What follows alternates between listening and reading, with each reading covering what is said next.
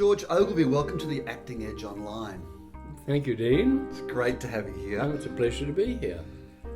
Now, we're looking at presence this week and the ability the actor has to be completely in the here and now, where the character needs to be. Indeed.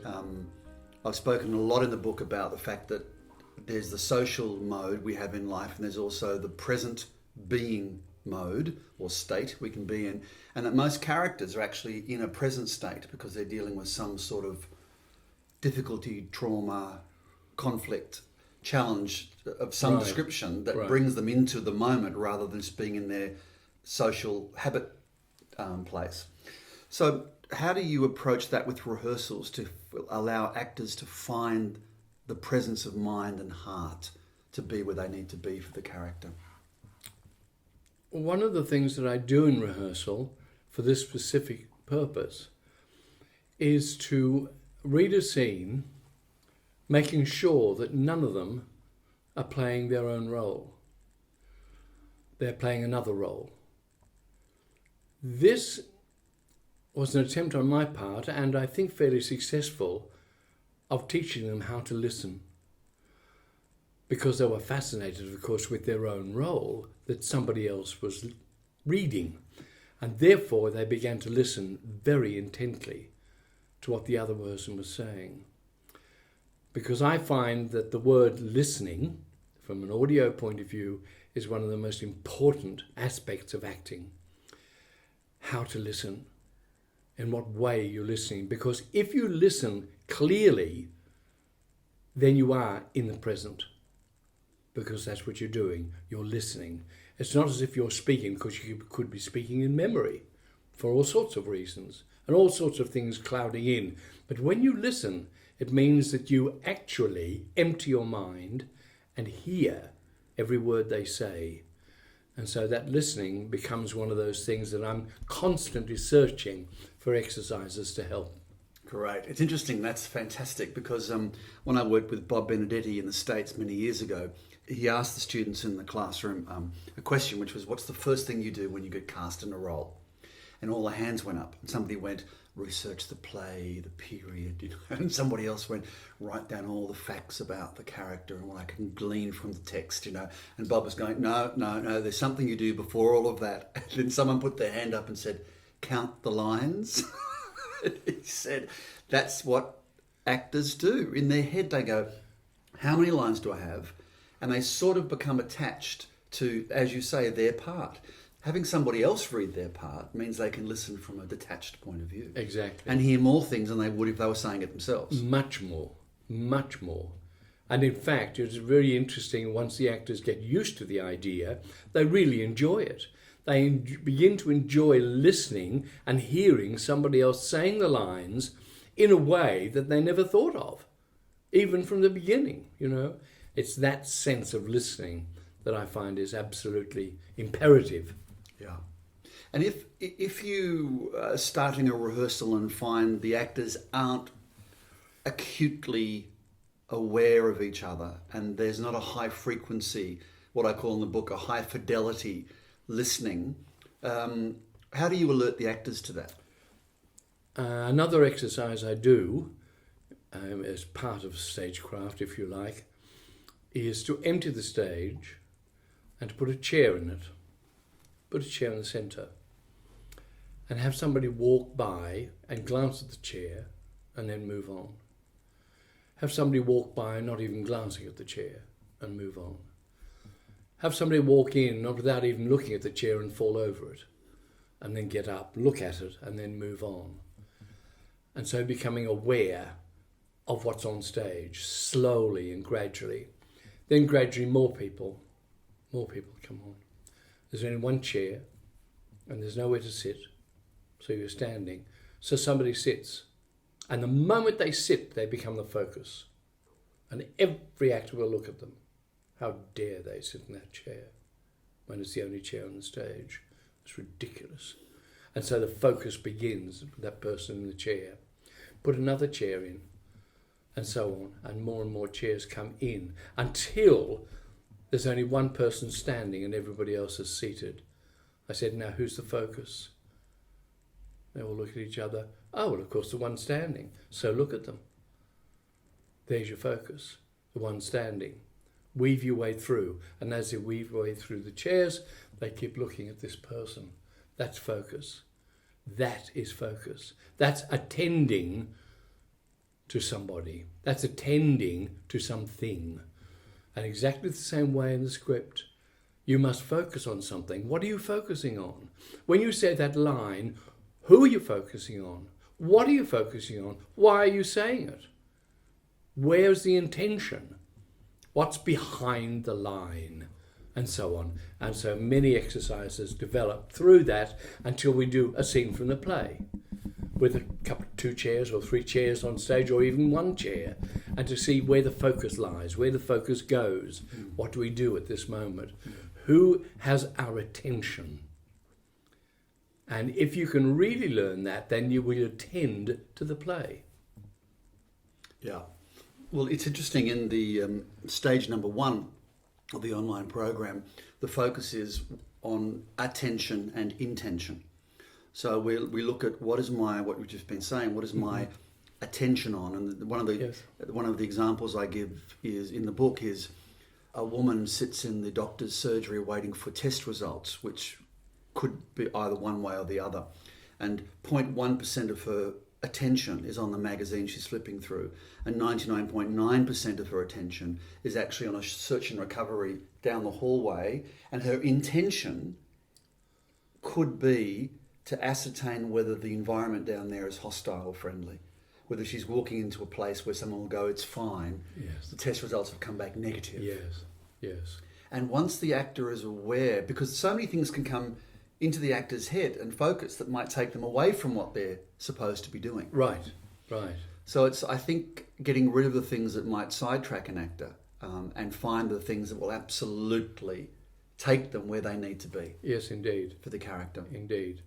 What would you say your top 3 attributes the actor should or could bring to a rehearsal?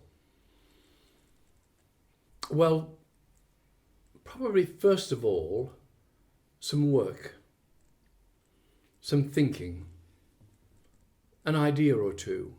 And to help that along, if there's one thing I cannot bear, and that is an actor arriving just on time. All actors should arrive early. They should arrive early in order to prepare with their mind and their body for what's going to happen. If they come unattended like that, if they come without intention and without that sense of submission to the rehearsal, then they get nowhere. They think they'll spend the first half hour getting there and waste time, everyone's time. So it's very important that they should arrive with work done. And also, one of the things that I'm fairly strong about, as much as possible, with no fixed view in mind, with no fixed idea. One of the greatest actors I've ever worked with on that level would have to be Leo McKern, who arrives at rehearsal early, always, like an excited schoolboy, prepared to do anything. Not only was he prepared to do anything, but if the eye didn't work, he would just chuck it away. He would not feed himself on an idea being left out. But so many actors will do. It's very difficult. You find many directors try to be sensitive to the actor. I know you think it's a good idea, I really do, but can't you see that it's not going to work? Now, and if the actor doesn't see that, then there's something very wrong. If the actor insists that that is a good thing to do, then somehow or other he's working on his own, his self. It becomes a self-immolation in a way, that he turns on himself. And I'm afraid there are many actors in the higher brackets who become like that. They stop working together. They stop what is, in fact, the most sacred word in my vocabulary for a theatre company, and that is ensemble. They forget there is an ensemble there. Yeah. And I do a diagram in the book of a triangle with the work being the pinnacle of the triangle. Yes. And then down the bottom, actor, and the other side is the director. Yes. And the actors and directors are talking to each other. Yes. And the actors and directors are talking to the work and That's listening right. to the work. That's right. But the work is the master's voice. That's right. That's exactly right. And so when an actor gets an idea they want to try and make work, it's almost like they become now the top of the triangle. Yes. The work is playing second fiddle to them. Yes. Because they're trying to find a way of being safe or feeling valid in the process, rather than letting the idea go and saying, what does the work want from me? Exactly. Exactly. If I can give you one example of Leo's work, for example, he and his wife had to attend to a very trendy lawyer's office. Very trendy lawyer. And so we made sure that the furniture was very trendy, which included a couch, of course, that had no back. It was just a couch, white leather couch. And they had to sit on that. And I said to Leo, as a director, of course, I'm trying to make it as uncomfortable for you as possible. He said, wonderful, he said. And he walked in with his wife and they chatted according to the script, and they saw the receptionist and quoted their name and came and sat on the white leather settee, as it were. And as Leo sat, he went backwards, thinking he was going to hit the back. But he didn't. He did a full somersault right over the whole thing. It was one of the funniest things I've ever seen in the theatre. And of course we kept it in. And the poor girl playing his wife had no idea he was going to do that, of course. And she had such a shock. She laughed for about half an hour. However, that's the point. That giving the actor the idea of where they're living, of what where their environment is, let them go. Let them go. They will find things to do. And it's that combination between the two, director and actor, that creates the work. Yeah. One of the things that I love watching the work that you do at ACA with the students is that, as you just mentioned then, the environment, there's an atmosphere that's so palpable that the actors are living inside of it. The characters are relating to each other through almost this prism of an atmosphere. And I think back to the American Dreaming show that you so masterfully put together.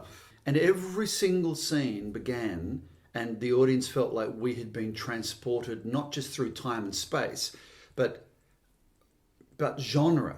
And everything just changed almost in a heartbeat. Yes. How do you, and of course when actors feel that, I remember Viola Spolin saying once that an actor couldn't act unless they were inside of an atmosphere, because everything that's shared is coming from the atmosphere. That's right. That's right. And creating it as well. But, that's right. How do you get the actors to understand what they're in? Well, it amounts to all the research a director should and must do before he even has the first rehearsal with the actors, which is what I always do. When it came to American Dreaming or Chekhov, whatever I'm doing, I will research the country they're in. I'll research the time they're in. I'll research what they're doing at that time.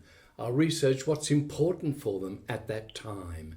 In America, I brought in a great deal of Depression folk songs, which we listened to and looked at the lyrics, which we weren't using, but this is what they were dreaming of, what happened during this and during all the strikes and all the rest of it in New York. And so I brought in as much material as I could, passing it round, telling them to look, listening to music, and feeling that sense. I got all the boys to come in wearing overalls without anything else on. And so they get used to the idea of what they might be wearing even, In this respect, I really do respect Brecht and the Brechtian theatre for this, where in fact an object can become the nub of the character. An object right outside the character, but there might be a specific piece of wood and a knife that the boy is chipping at. And that is what you do. That is what you do. Why do you do it? What is it that makes you do that, etc.? You know, and you invite the actors to find out why they do this. Of course, with Three Sisters, it was so easy in a sense. I had them all lie down and I had them listen. I had them listen to Russian voices, to Russian cries, to Russian poetry, to the passion that's in the Russian voice, that sense of death, that sense of dying that the Russians so master. You know, that sense of I am, as an old man in the old days, and a wonderful old Chekhovian said to me, you must remember that you, Australians, have something to live for. We Russians have something to die for. And it's the difference between those two things that begin. And so, of course, I brought in also boards and notices, which we pinned up with stories of of the country, and particularly with Grapes of Wrath and stuff like that, and pictures of the people, the actual people, and I gave them the actual photographs to study. Look at them, look at their faces, look at the strain, look at the tension. Where is it coming from? What is it that creates that makes that, and so on. So that it's a great deal. For me, that's my work. If I can provide that, they will give me the rest. I always insist on thinking that. The actor, I don't teach an actor how to act, and I don't very seldom tell an actor, no, don't put the word there, put it somewhere else. They'll find that. If they find the character, they'll find that. Yeah. It's almost like once you get someone connected, then all the natural things will want to flow. Communication, rapport, intimacy, connection, understanding, compassion, alignment. Believe me, look at me, deal with me, help me. Exactly. Cradle me, love me. Exactly.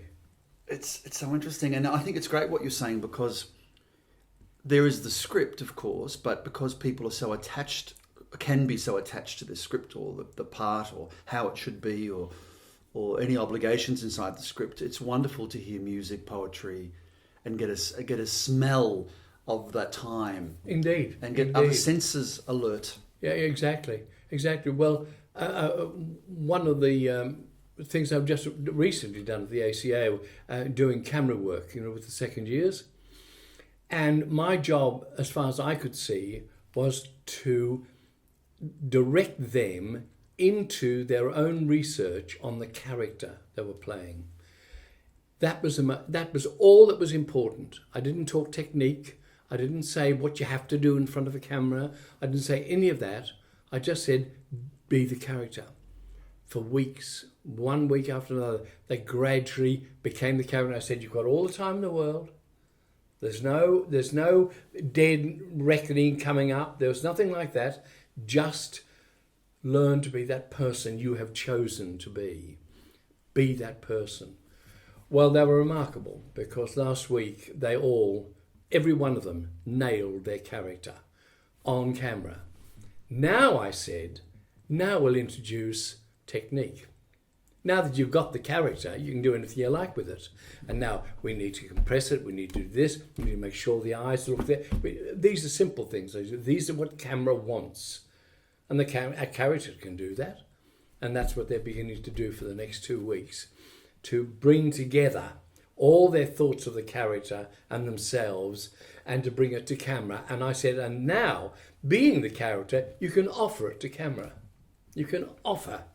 And exactly the same in the theatre. It's exactly the same way. Find the character, then offer it in the theatre. And if we find that we need to push it or shove it or cut it a little or push it, that's fine. That's fine. There's no problem. You're still the character. Yeah. How do you find moving from, as you've done over the course of your career, moving from large-scale theatre productions and small ones as well, to being on a huge film set, to doing large-scale miniseries on television? How does the actor find that presence when there might be 150 crew members making a racket and noise, and there could be mayhem and all sorts of dynamics, opposed to what has to be there when you call action.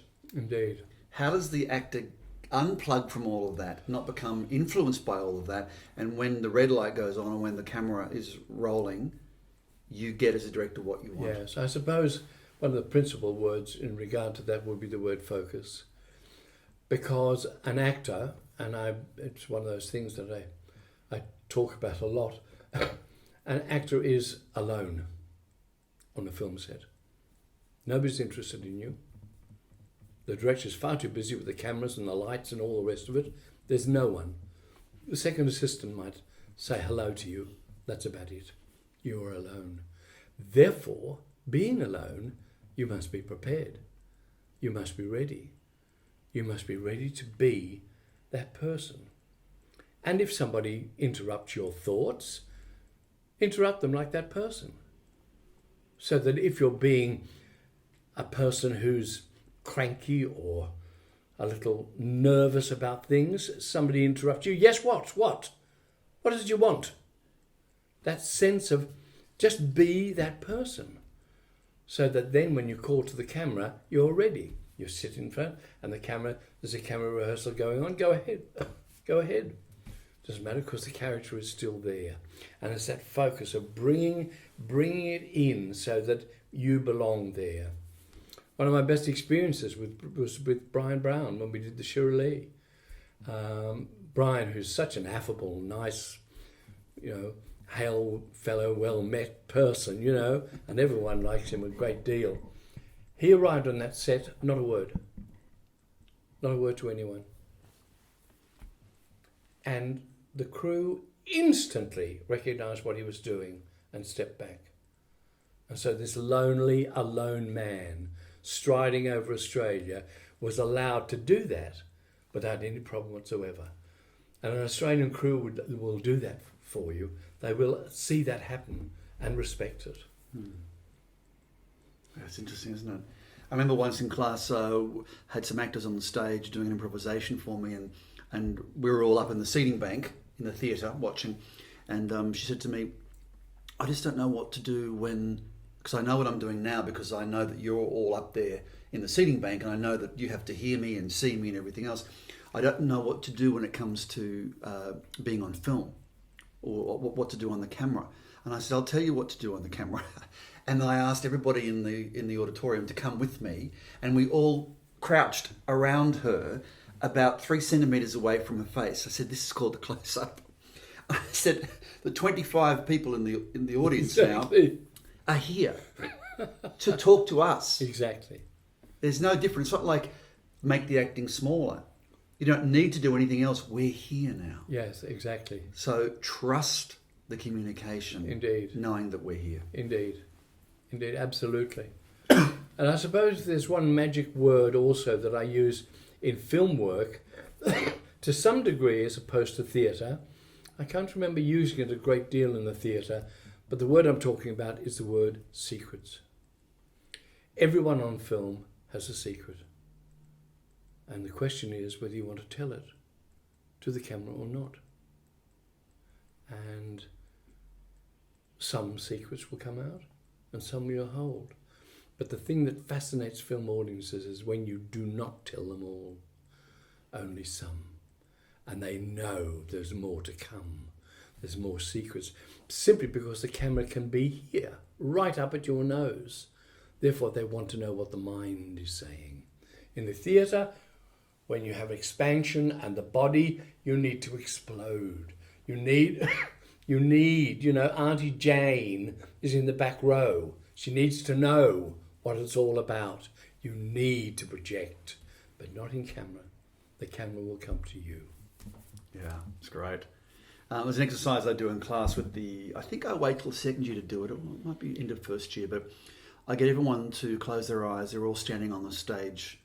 And I just close your eyes and I say, someone in the room is in love with you. And if you knew who it was, you would not return the favour. But they can't sleep at night time. They have written poems which are in their back pocket. And everyone's got their eyes closed. I said, when I get you open your eyes, just walk around the room and see people. there's no need to create any drama, Mm-hmm. and there's no dialogue necessary. You Quite wouldn't so. use dialogue if you could. Quite so.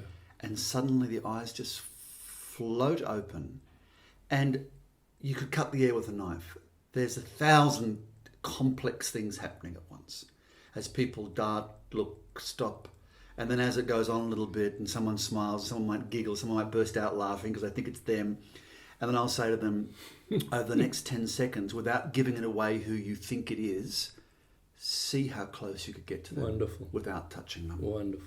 And everyone finally, it takes sometimes 2 or 3 minutes, but they finally come to rest. And everyone's radar is so attuned. Exactly. And I go around as if I've got a camera. Yes. The faces are extraordinary. Yes. And that's that true. secret thing. Yes, indeed it is. Very much so. And it's really interesting how, in fact, you find ways and means of revealing that as well.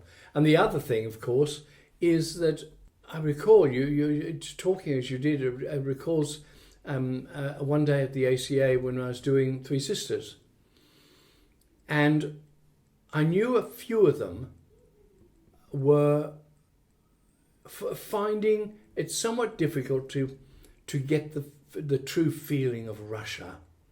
They were doing well, but the few of them did, and of those few that did, actually opened the last act.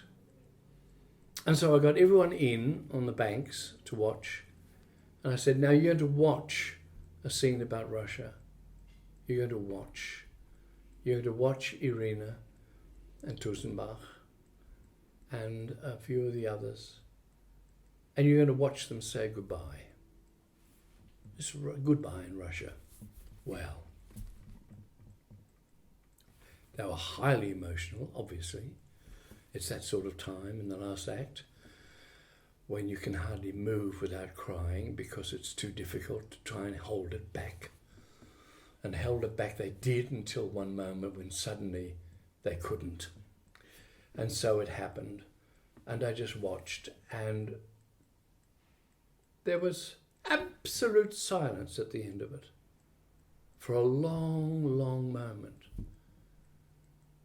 And I turned to the rest of them and I said, you see, there's Russia. They said, thank you, yes. Can we do it now? Can we do it now? And they suddenly began to realise, but simply by watching each other, by watching somebody who had achieved the moment that they couldn't understand or reveal to themselves and could see that it was possible to get there.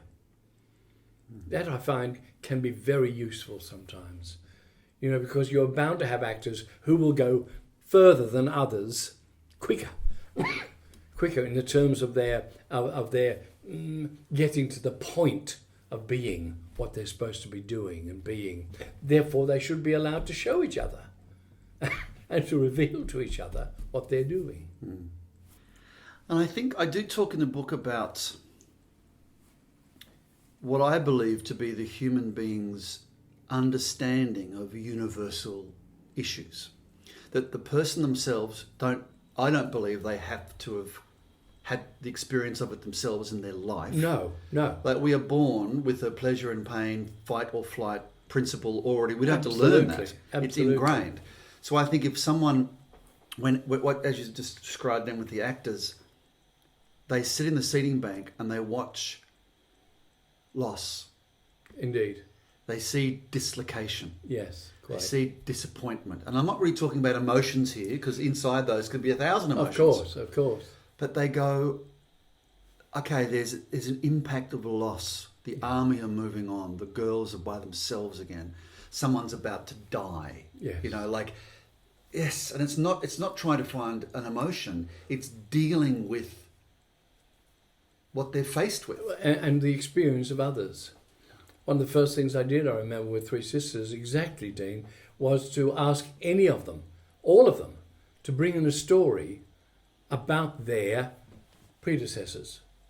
Find a story from your grandparents, whatever. Just find a story that has to do with the word outcast. They all came in with it. They all came in.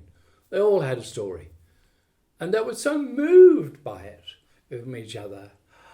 That it is to be an outcast. That's what happens. That's the loss of being taken away. I said, there's Three Sisters. Yes, I was working with the Nimrod Company many years ago, and they were doing a production of one of my favourite plays, Louis Hour's The Golden Age. Oh, yes. And I was working with the tribe of outcasts. Of course. And I got a large piece of rope, and I got them, without using any language, to throw the rope. It was in the York Theatre at the Seymour Centre. Oh. To throw the rope up the aisle and to help each of them to the top of the rope, and then rethrow the rope. And I got them to thread themselves around the whole 600-seat theatre auditorium until they got back, and they had to lift up Queenie Eyre and Carrie Steff and all the characters. And when they got back to the stage where they'd left, they'd gone all around the auditorium, the way they reached out for each other and the way they caressed someone's chin, and the mum checked the son was okay. Wonderful. And I said, gather together, because you're about to have two strangers walk into your midst. And they gathered together, and when they looked forward, you went, there's a 100-year history. Indeed. Wonderful. Interesting, isn't it? So you were talking before about actors bringing things to the rehearsal room, and you mentioned work, being on time and work. Yes. What else for you, an attribute that you think an actor has to have for that rehearsal to really fly? Ready to accept whatever happens. Ready to try it all out. Ready to try. Ready to, what do you want? And if an actor has a suggestion, say, yes, let's do it. Do it. Doesn't work, throw it away. But never, never, if an actor suggests something, say, oh no, I don't think so. Before you even try it. Before it's even tried, you've got to be ready to try anything. That's being an actor. That's the passion of acting. Trying it all out. And then chucking it out when it doesn't work and finding some other way. But do not hold back. Do not hold together those precepts that you think you might have. You might spend the evening, for example, before the rehearsal, saying to yourself, oh, I know what that means. Oh, yes, I know what that means. Bring that into rehearsal. But don't suggest it as if it's the answer. It's only a try. Let's see if it will work. Because you don't know until you work with the other actors. You have no idea until you do that. So that, to me, is being ready. Being ready to work. Not to fix. That's the problem, that we block out the theatre too soon. We block this, we block that, and then they're trapped in 5 movements that might have nothing to do with the final result. You've got to allow them to say, no, we'll do it another way. Oh, I don't think I should, then do it another way. In other words, I never let an actor say, I don't think I like that, and let it go. I don't think I like that, well, chuck it away. Try it again. Try it in some other way. Because somehow in the director's mind, more often than not, you know that what they did was correct, but they weren't ready for it. They'll come back to it. The more you work. Yeah. I had to learn a lesson the hard way a few times by something would happen on stage in a rehearsal of mine, and I'd say to the actor, I love the way you do blah, blah, blah, and then we never saw it again. Because I'd obligated the poor actor. That was my favourite moment. I got a laugh out of it, a chuckle. It brought a tear to my eye. And the actor would think, oh, I've got to try and live up to Dean's expectations every time I do it now. And now I've found the way to be able to say, I love what's going on there. But I don't let them know what it actually is. Exactly, Dean. Otherwise, yes. I'll just try and repeat what they did last time. Exactly. It's exactly the same thing that I do. If I see something I really love, I'll say to them, oh, I think that is absolutely wonderful, but let's try something different to see. Don't stop at that. Don't leave it there. Change it. It's one of those things, the remarkable, wonderful story of Peter Brook's production of a play in London. We won't think about what the play was. But one of the actors was coming into the urinal to have a quick pee before rehearsal, and another one came in, stood beside him, and the one who came in second said, thank God. And the first one said, thank God what? He said, I know exactly what he means. I feel fine now. I know exactly what he's getting at. And the other one says, oh, don't tell him, he'll change it. Which is so true. It's so true. He'll change it. But you're so right when you say it's not a time to try and fix things. No. It's a time to explore and find. Exactly. And uncover. And, Exactly. I love that, because the idea that something has to be fixed means something's wrong. Yes. And I know, as from an actor myself many years ago, I know that awful feeling of being on a rehearsal room floor, not knowing what I'm doing, having it ring out in the air as untrue, inauthentic, faulty, Yes. and scrambling. And suddenly it's like if there was 25 cameras capturing the event, now they're all just trained onto me. Yes. And I'm seeing 25 vision switches in my mind of Exactly. me being terrible. Yes, exactly. And and that self-consciousness is the biggest killer Indeed it is. to creativity. It certainly is. It certainly is. I think, that it's, for me, it's always essential to say to all of the actors, all of you are right and all of you are wrong. Where do we go now? What do we do? We can only try. But don't think for a moment that anyone here has got the exact and right answer, because you don't. You can't have it by yourself. You've got to have it with others. That's the meaning of an ensemble, where you depend on others to help you. I said, it's like power, isn't it? And then I do exercises on power, you see? And so I put everyone on stage. They're all looking out front. They're all standing there. I said, who's got the power? There's no power. We're all looking out front.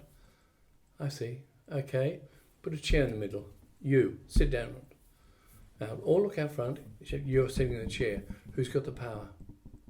Well, the one in the chair, of course. The one who's there. I said, yes. Now, all turn to the chair. Now who's got the power? Oh my God, he's a god. I said, there you are. Focus, focus, focus. Power is given, not attained by one actor. It's given by all the others. And remember that. Yeah, it's great. It's like that old thing, don't try and play boss. Make the other person feel like an employee. Exactly. It's one of the things that I learnt, one of my best memories of all the years I spent in Paris with Jacques Lecoq was the game he introduced, which we played incessantly, called Followers and Leaders. And we started that, of course, with Greek chorus. Who follows? Who leads? Who's the leader? And who follows? And I said, and within any play, you are one or the other. You either lead something to prove something, or you follow something because you believe in it. And it's those two things, follower and leader. And we used to do sketches, all sorts of sketches and ideas coming forward. One of my favourite was the art gallery. And we're standing in front of a group of about 6. And I said to one quietly, you're the leader. I said, just stand in front of it. You see this beautiful print. I'll bring the print in so you can see what it is. Really lovely. Botticelli or something like that. And this one who's appointed the leader says, I don't think I like it very much. And nobody knows what to say or do. So he continues. I think there's something wrong with the whole shape of the thing there. I mean, you can pull it apart, and then somebody will say, yeah, I think you might be right. And so a leader is born. Whether they're right or wrong, they're born. And so gradually they all follow that leader until somebody says, it's a load of crap what you're saying. It's one of the most beautiful things I've ever seen. And somebody beside them says, oh, thank you. And so it splits. and we have two groups, etc. And so it goes on. That's a wonderful game for them to realise that that's what happens in the theatre. In the theatre. Well, a play is an energy moving through time. Indeed. I remember Bob Benedetti saying that many years ago and said that we're all connected to that energy source and we have our own relationship to it. Yeah. But it is already there. It's already travelling. Yeah. And that's why I loved when I walked past your rehearsal room any afternoon when you're up there with the students, and there's a fantastic sense of industry and inquiry, but also robust fun. Yes. Doesn't matter what the scene is. Yes, absolutely. Try it, do it, let it out. Yeah. Let's give it a run. Exactly. What wants to happen here? Exactly. And I think that's something that's wonderful about you, is that your belief is not that the director is in some way in control of what has to happen. Oh, no. You're there as a conduit as much as anybody else. That's right. Exactly that. It's exactly that.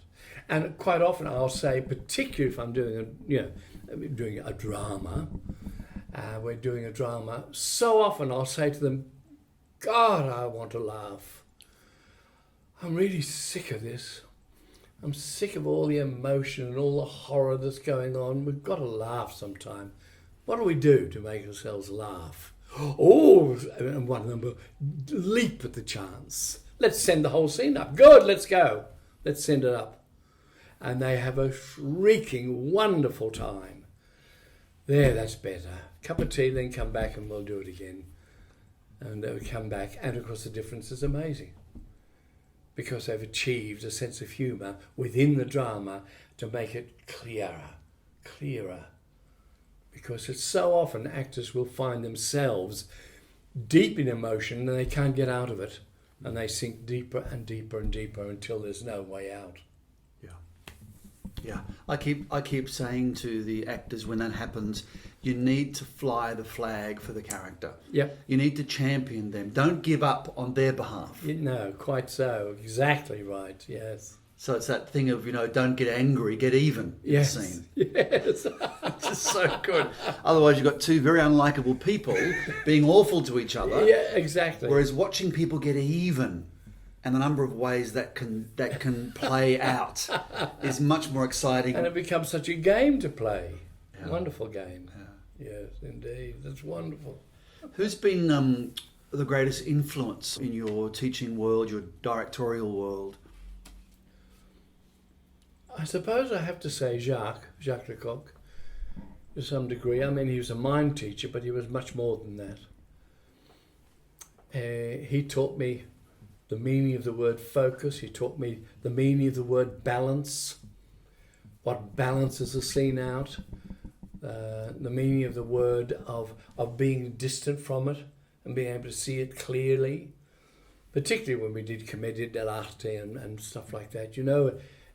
It was remarkable the way you could sink into his views, his ideas, and sometimes, and you'd let yourself go knowing that at any moment he would say, stop, and you'll know you went too far, or you did the wrong thing, or something happened there. Stop, you just stopped, and you just grinned at him, which was wonderful, and he grinned back, and so forth. And so I think that probably that man, was the finest, and funnily enough, also a man in my amateur days. When I was a boy growing up, and then I went to England for fit up and spent 2 years there. Then the British Army caught up with me and said, how lovely, you can spend 2 years with us. And I said, not bloody likely. And took the ship home to Australia and went home to Canberra, and I began work with the Canberra Rep, this amateur group. However, they had a very fine director, Anne Godfrey Smith, and also a great teacher called Ralph Wilson. He was a teacher of modern languages, but also a man who intimately knew the classic work in the theatre. And I started working with him for the first time, and that's how I learned classics, learned about classics, how to deal with it, and how to deal with Molière And he taught me how to research, how to look back, how to find the location, how to think about that location. What was it like? What were those? What did it was? In other words, he taught me about the environment, whereas Lecoq was more to do with the staging itself. Ralph Wilson was more to do with the environment of this world. He said, if you're going to do a play like Malade Imaginaire, he said, imaginary ills back then. There's always that back then. Don't think now, back then. What was it like? Why were they ill? Why was he ill? Was the doctors were no good. Molière loathed doctors. And this comes out so much within... Anyway, so I suppose those two men, to some degree, were my early and very fervent mentors in the theatre. What moments as an audience member stand out for you that you feel have sort of marked or stamped your development? You mean what productions? You've seen, you've been in the audience and you've witnessed. Oh my goodness. Well, I suddenly recall one that I saw, and I was already a director, of course, by that time. But I did see a production of Hamlet at the National Theatre in London with... I'm sorry, I can't think of his name. Yeah.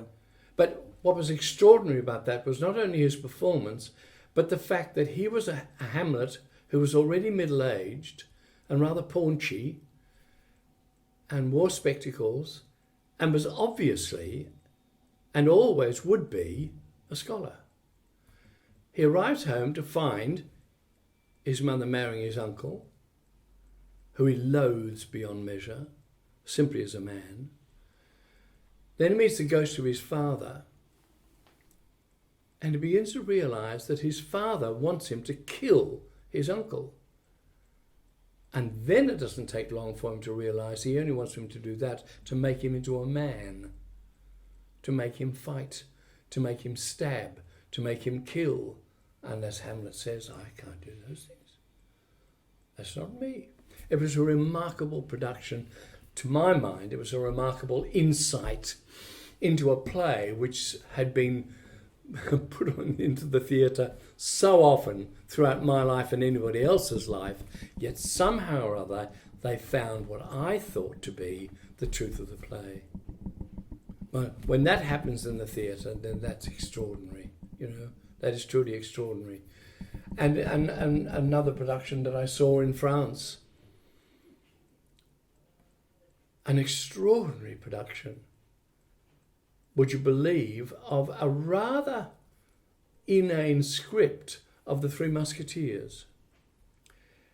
But it's one of the funniest productions I've ever seen, because it was filled to the brim with ideas, with funniness and things happening, and ladders being used, and using stuff that you would never give a moment's thought to in terms of the play, and yet they all worked because they made them work, And so it was almost like seeing a parcel of clowns doing a very serious drama.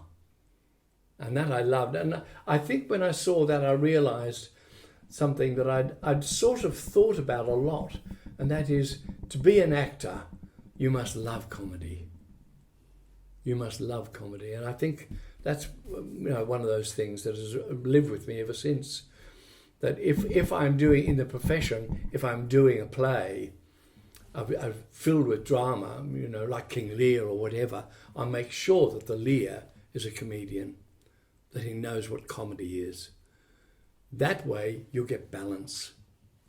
But if you give it to somebody who's very serious as a person, playing a very serious role, then all you'll get is the depth of misery, but you won't get a performance.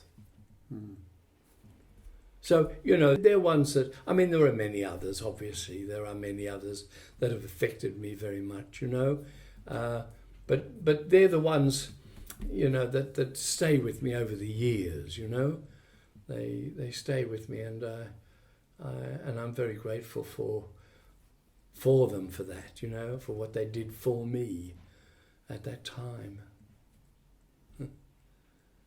I think being in France, where I could go to the Medrano circus and see the clowns, the great French clowns, that affected me very much.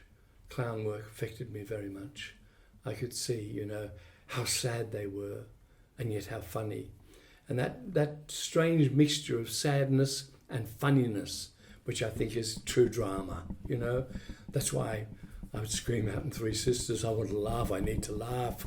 This is getting too much for me. Oh, it's great. I think back to my days when I was ushering in the cinema, and I think that had a huge influence on me because I really got the idea that the audiences deserve the best they can get. Yes. And that audiences are coming to embrace something of pitch and meaning. Yes.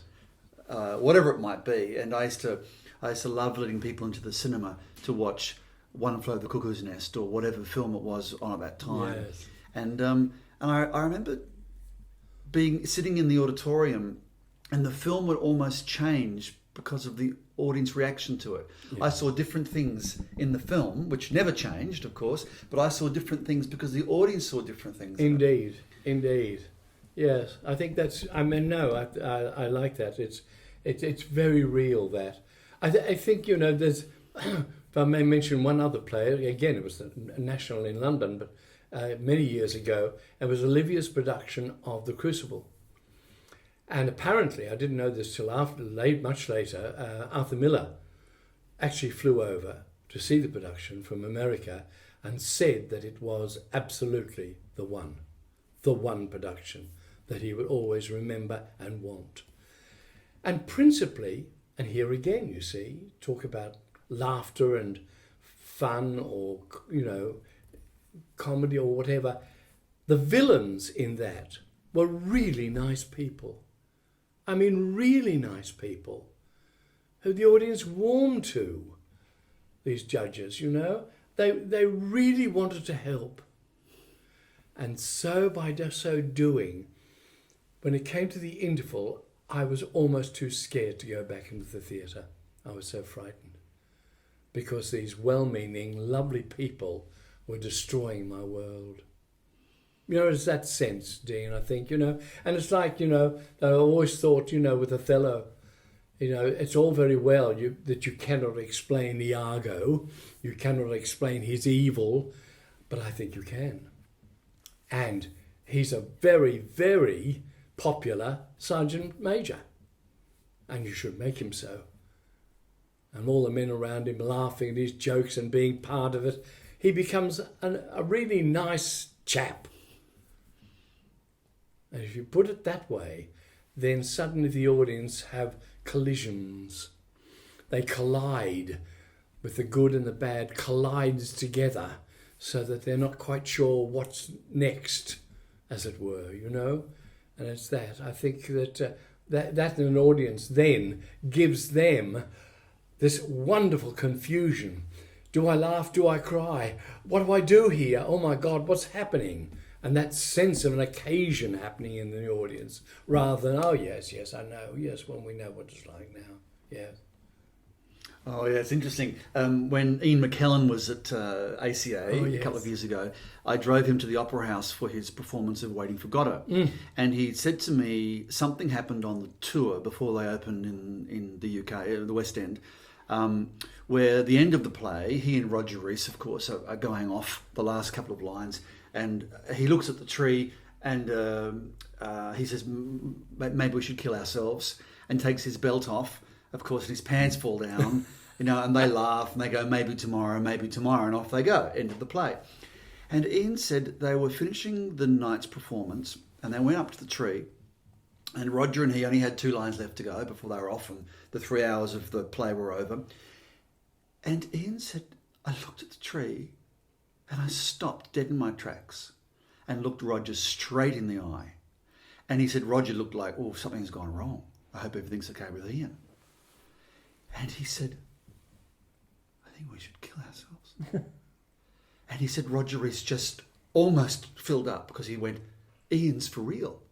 He wants to do it tonight, here. And he said he just looked up the tree and the audience stopped dead. Wow.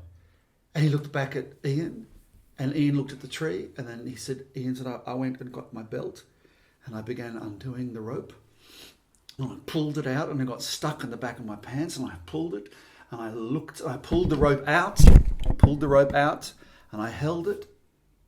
And the moment I threw it up to around the tree branch, his pants went whoo and fell down. And then Roger looks at his underpants and then Ian said, not tonight. And off they go. And the director came back and said, we want that ending every time. Yeah. Rather than it being the usual rhythm. Indeed. We'll kill ourselves. No, not today. A funny joke. And it's, as you were saying before, it's like when something finds a meaning, there's a sense of occasion in the audience. Indeed. Suddenly it Absolutely. makes sense on levels beyond Oh, yes. explanation. Yes, it does. Indeed it does. Do you have a pet hate in the theatre, either watching the theatre or when you're directing? I suppose so many people would think the same thing as this, but I suppose my worst hate in the theatre is to see somebody walk on stage and you know, sitting there, that they think they're the only one on stage. That the play is being done for them, by them, and everybody else is secondary to them.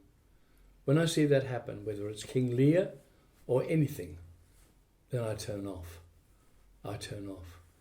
Because no man or woman is one play, unless they're doing a solo, and that's a very different thing altogether. But if they're doing a play that has characters in it, that has meaning in it, that has incidents in it, that has conflict in it, then that's between people, not between them and the audience. And that's what scares me silly if I go to the theatre and see that, and I just turn off. In fact, I quite often leave because I can't bear it. That reminds me when I was in the theatre seeing a one-person Scottish play. Yes. So this person had come out from, I don't know where from, been hailed as one of the most amazing pieces of theatre ever. I couldn't wait to get out of that theatre because there he was going through this mumbling channeling of all the characters, and you're going, it's not a poem, it's a play. And I want to see all those people. I want to see the power struggle and I want to see it all happening. Exactly. It's not about you. Yes. The fact that you woke up one day and said, I'm going to do a Shakespeare play all by myself and tour it around the world is all very nice, but don't make me want to watch it. That's right. What's interesting I found recently, and perhaps it's my old age, but I find that I love watching films with an entire cast of people I've never seen before. And you begin to realise what a difference that can be. Where in fact there's no star, there's just a story unfolded. And many of the Danish films have been like that for me. A story unfolds and it's wonderful. On the other hand, of course, I love seeing Cary Grant do His Girl Friday, of course, and things like that. I mean, the star vehicles, but you know why you're seeing them. You're not seeing them for anything other than the star performance, as it were. But when it comes to theatre, that's different. That's different from film. Because I do not like star vehicles in the theatre. I want to see the story unfold. Because to me, it's disrespectful to the script. And the script is everything in the theatre. It's the story to be unfolded, and you are there as an interpreter of the story. But stop trying to make me think you're creating it. You're not. It's already been written, and many people have probably played the role too, as well as you. Just attend to the play and what's happening within it. Great. Advice to teachers? Well, the usual thing, but now I can't start. I mean, I must start with that. If you say, what do you think about teachers? I'll say to teachers, remember, you cannot teach somebody to have talent. You can't do it. You're not God. And you're not that inner thing within the actor or actress that tells them something about themselves and life. You can't do anything about that. Forget it. All you can do is to open a window in order for that spirit to fly. There are plenty of windows to create if you start doing windows and let them do it. In other words, give them the window and they'll fly out of it. That's the most important teaching that I know. It's creating a space when perhaps the student didn't realise there was space exactly to step into. Exactly. A bit of stagecraft is a very important technique to teach actors. It's one of those things. And because there's the line, draw the square, there's the line. On that side, you're the character waiting to go on. On that side, you're the character involving himself or herself in the story. And there's two things there. There's two things. It's like that wonderful moment, apparently, when somebody interviewing Sir John Gielgud on the wings, would you believe? She crept onto the wings with a microphone and said, Sir John, could you give me a few words about how you feel standing in the wings? He said, don't be ridiculous, child, I'm waiting to go on. And it's that sense there. He's waiting to transform himself into that character, which is exactly what an actor must be prepared to do at an audition. You come in welcoming, easy, ready to listen. If he wants to talk to you, fine, talk. If he doesn't want to talk, fine, I shall do it. Would you like me to perform? Yes, please. To let them know. Make it easy for them. Not for you, but for them. Then turn away from them, and in a few steps, a few moments of breathing, you transform. You turn into that character, learning to transform, to allow that waterfall of character to suddenly flood inside you, and you're revealed as that character. That's what you do. And we saw that with Callista in the critical casting session. Of course, I remember that clearly. Which is in this week's stage. Oh, I see. And how wonderful she was when she walked into that room. Yes. And how she was hosting her own audition and not pushing, not forcing, not proving, connecting, being, laughing in the moment. And then that wonderful audition that she did for us. Indeed. Being able, to know and to believe in the idea of transformation. An actor must do that. He must be able to think that way, to transform. And it's very interesting how many directors, particularly film directors, who have never been actors, don't understand that. They can't understand it because that's the magic of talent. That's the magic of what you have. You are able to transform in that manner. Many people can't do that. But they're not actors. And if you're not an actor, then it's very difficult for you to understand that. Yeah, absolutely. Good. We've got our special quiz questions. Our special questions. And you chose the numbers 3, 5 and 9. Very well, Dean. No. Number 3, what inspires you?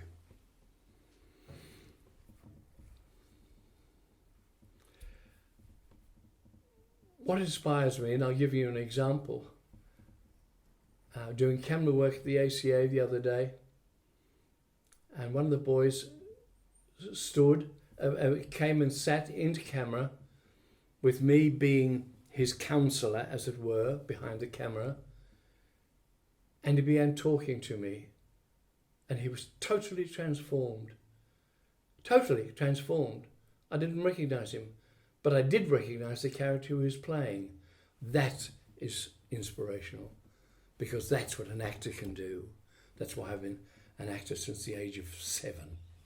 That's what the actors do. That's what we do. That's what happens. And only us know how to do it.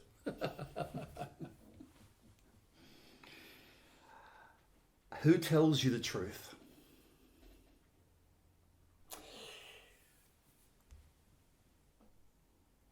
Well, I have to talk about Chekhov here.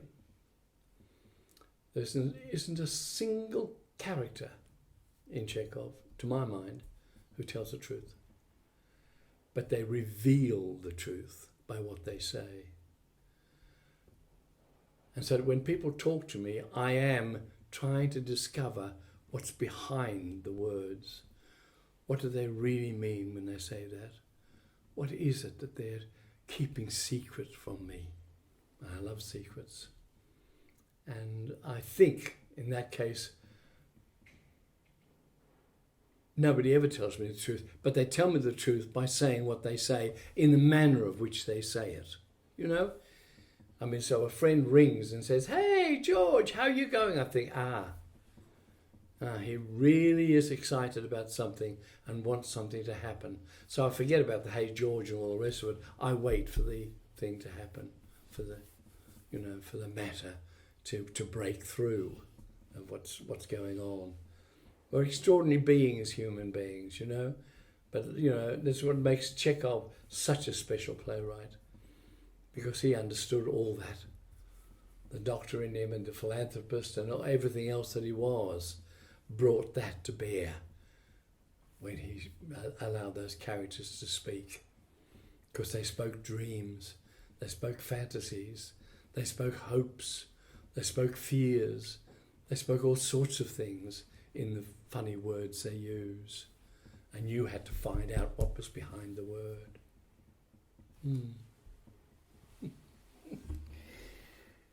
And finally, number 9 question, what does magic mean to you?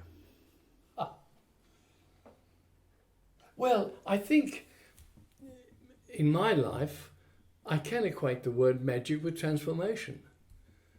If you can transform, if an actor can transform themselves in moments into another character, that's magic. That's the magic that I need. That's the magic that I want. You know, I believe it's the magic of Molière as an actor. He could transform himself into the character that he wrote and astonish the entire audience because of that transformation. And that to them was magic, the magic Molière. And I think to some degree I've always felt that. I've always thought that, you know. To me, I'm not interested in magicians as such, you know. I'm not. But I'm very much interested in the transformation of one human being into another that brings about a truth, you know. It's really interesting, isn't it, to think that one of the things that I can never get over from a very fine actor is to hear them say words of hope with tears running down their face. That contradiction that makes us human. I love it. Yeah. I remember seeing Gail Edwards was directing Les Miserables in Melbourne, I think to open down in Melbourne. And I was down in Melbourne and she invited me to the final run in the rehearsal room. So there was a few tables and a few chairs, there was a revolve, there was a few props, there was no costumes. And they did Les Mis with the piano, just the piano. And I turned to her at the end of that afternoon and said, "You wouldn't need anything else. No. It's all there." No. And I was 2 meters from the barricade. Yeah. This is great. Wonderful. Thank you, George. It's wonderful sharing this time with you, and thank you for bringing your honesty and your grace and your humour and your robust goodwill into every rehearsal at ACA. And I just love the fact that you really do believe that the audience deserves something of real meaning to take away. Indeed. Thank you, Dean. It's been a great pleasure.